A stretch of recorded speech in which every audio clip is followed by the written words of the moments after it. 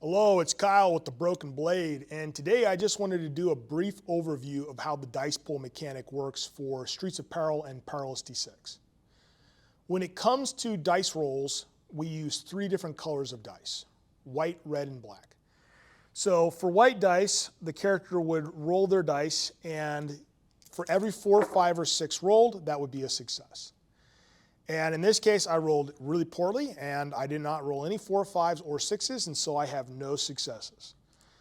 The other colors of dice we use are red and black. So for red dice, red succeed on a 3, or 3, 4, 5, or 6, so I roll my dice. In this case, I roll 3 and a 6, which gives me 2 successes. 6s explode, allowing me to roll an additional die and add it to the pool. So I roll my extra die, which is a 3. That grants me another success. So in this case, I roll my dice, my total successes is 3, so the success value of that roll is 3. And then finally we have black dice, and black dice are the best dice. They succeed on a 2 up. So I roll my dice pool, 4 dice, and in this case I only rolled a single 1, which means that the other 3 dice succeed, which grants me a success value of 3. And when it comes to standard tests, what will happen is a game master will set a difficulty value, typically ranging between 1 and 4. And when the player rolls their dice pool, their goal is to meet or exceed that difficulty value. So let's say, for example, we have a character who's trying to pick a lock. And the character's total number of dice they get to roll for that skill check is 5. And the game master decides that this is a fairly common style lock and sets a difficulty value of 2 to the skill check roll. So the player would roll their 5 dice for their skill. They had 2 successes, so they would roll again. Now, because I rolled another 6, I get to continue rolling until I don't roll another 6. Now in this case, I roll 3, which does not succeed. The total number of successes is 5. Success value of 5 versus the difficulty value of 2, meaning that the character successfully is able to pick the lock. The other type of test that we use is a contested test. So let's say that we have a character who has 6 dice for their attack roll and a defender who has 2 dice for their defense roll. So the attacker and defender roll simultaneously and they compare results. So in this case, the attacker had 3 successes, the defender had 1 success. The net number of successes is 2 because 3 minus 1 is 2, and that is the success value of that attack roll is 2. The base number of damage that you deal is going to be the success value of that attack, which means that more accurate attacks with higher success values are going to deal more damage, which makes sense.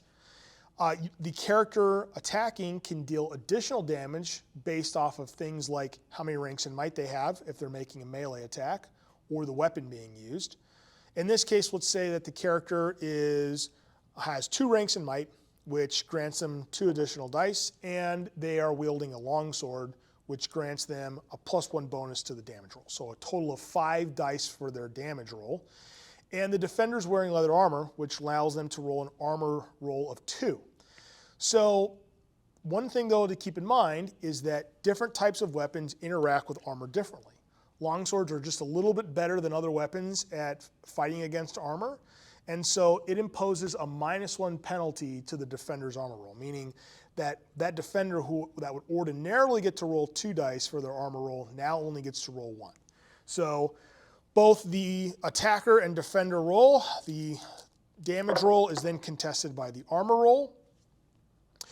And the damage roll had 2 6s, and then 2 more 6s, and then another 6. Okay, so you can see how with the exploding dice, combat can be very deadly. So in this case, we have 7 successes versus 1. So the total net successes of that damage roll is 6, meaning that the attacker deals 6 points of damage to the defender, which is going to be fairly significant and is probably going to kill the defender in one hit. And that is just one of the things with Streets of Peril to keep in mind, is that combat can be very explosive and it can be very deadly.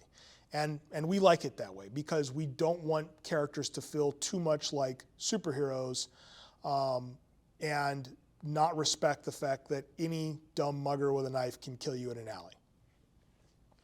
And that pretty much sums up the way in which the dice work in Streets of Peril. It's a fairly simple system. I know that when we were first releasing the Perilous D6 core rule set, which Streets of Peril runs on, people were expressing concern that having the opposed rules would slow the game down too much. But we found that they really don't. The game runs very fast. One of the ways in which we've managed to keep things quick and fast is by keeping dice pools small and having the different colors of dice to help express competency without just having to add dice really does sort of mitigate the problems that arise from having to roll tons of dice. And yeah, we've been play testing this for I think over 3 years now. We all really love the combat system. Our play testers have had nothing but positive feedback, and hopefully if you get a chance to play with Streets of Peril or Perilous D6, you will also enjoy these rules as well. Until next time, I'll see you